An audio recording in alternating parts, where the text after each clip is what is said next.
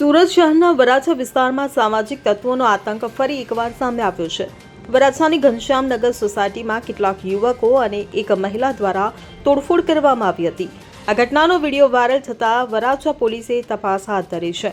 સમગ્ર જાણકારી અનુસાર શહેરના વરાછા વિસ્તારના ઘનશ્યામનગર સોસાયટીમાં મોડી રાત્રે કેટલાક અસામાજિક તત્વો ધસી આવ્યા હતા। આ ટોળામાં કેટલાક યુવકોની સાથે એક યુવતી અને તેના સાથી મિત્ર પણ સામેલ હતા। આ તમામે સોસાયટીમાં જાહેરમાં તોડફોડ મચાવી હતી, જેના કારણે સ્થાનિક રહીશોમાં ભય ફેલાયો હતો।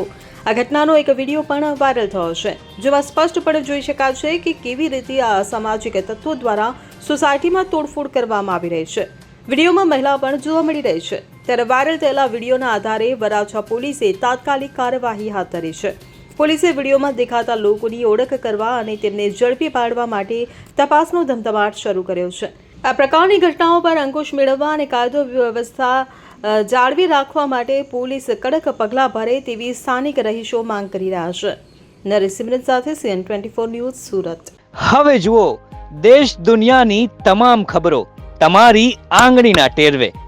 ઉઠાવો મોબાઈલ અને Google Play Store પરથી ડાઉનલોડ કરો અમારી CN24 ન્યૂઝ મોબાઈલ એપ।